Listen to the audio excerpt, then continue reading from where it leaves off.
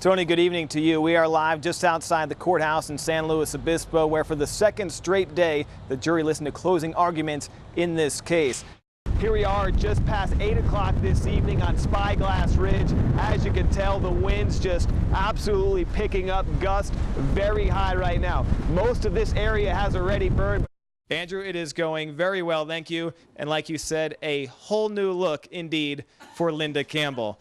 We'll take a look at some video. This is Linda. This is the after of Linda, our Samaritan of the Year, doing this for Wigs for Kids.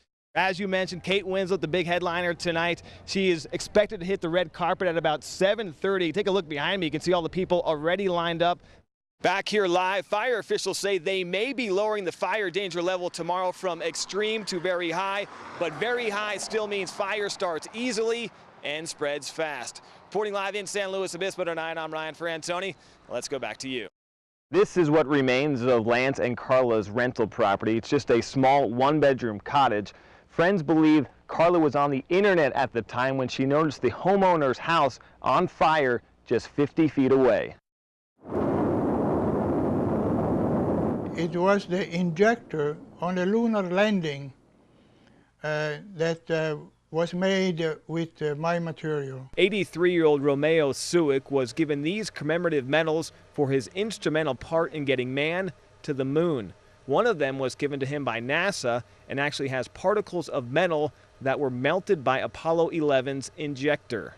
I was just there in a moment of history, technical history of the country, that needed something more. The aerospace engineer's something more was discovering how to double the strength of aluminum alloy. He did so while he worked for Rocketdyne, which was a part of NASA's Apollo program. The thrust chamber of the space shuttles are made with my material still today. It's one small step for man, one giant leap for mankind. While an estimated 500 million people watched Neil Armstrong make his one small step, one engineer who had a big hand in that historic footprint did not. So you didn't watch the moon landing, per se?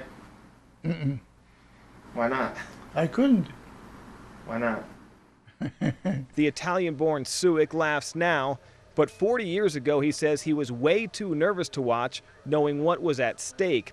Even with a wall of memories to remind him of his historic ride to the moon and back, he says there is just one destination he needs to land to relive it all over again. All in here.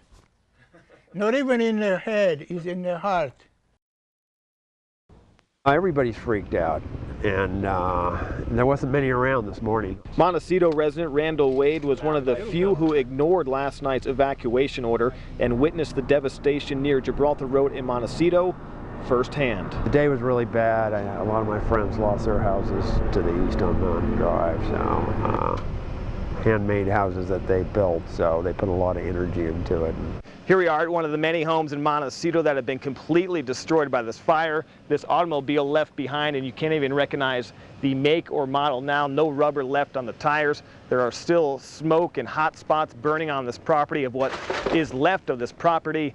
It used to be a house overlooking the 500-acre Palma Park, which is also now burned and unrecognizable. Many others who did evacuate are still unsure. Cynthia Bobbs, who left last night for the Red Cross shelter at San Marcos High School, is hopeful but still doesn't know the status of her home. When you're helpless and you have no choices, it's pretty stressful. Sure, the community will pull together. It's a solid community in Santa Barbara.